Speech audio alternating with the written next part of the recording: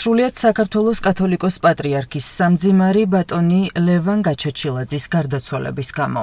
ლევან გაჩეჩილაძე მარადისობის მკვიდრი გახდა. მისი გული სამშობლოს სიყვარულით იყო განმსჭვალული. ამიტომაც მიუხედავად იმისა, რომ მოწოდებით პოლიტიკოსი არ იყო, ამ გზას დაადგა და თავისი ნიჭი, გონება და შესაძლებლობები ქვეყნის უკეთესი მომავლისთვის ბრძოლას შეალია. მას ავადმყოფობის გამოც დიდი ბრძოლის გადატანა მოუწია, რამაც ღმერთთან დააახლოვა და მის წინაშე მაზიარებელ ქრისტიანად წარდგა.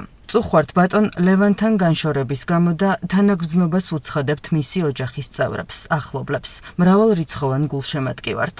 თუმცა მოგეხსენებათ, მიწიერი ცხოვრება მხოლოდ მოსამზადებელი ეტაპია მარადიული მყოფობისათვის და გარდაცვალება არ ნიშნავს არარსებობაში გადასვლას. ამიტომაც მას ისევე როგორც ნებისმიერ იმ ქვეყნად წასულ ადამიანს სჭირდება სულიერი შეწევნა თქვენი ლოცვით და მის სახელზე აღსრულებული ქველმოქმედებით. ღმერთმა დალოცოს ბატონი ლევანის უკვდავის სული და სავანესა მართალთასა დააწესოს, ხოლო ოჯახის წევრებს, თანამდგომთა და თანამგრძნობთ მიმადლოს ნუგეში და მშვიდობა. ილია მეორე, სრულიად საქართველოს კათოლიკოს პატრიარქი, 23 აგვისტო 2025 წელი.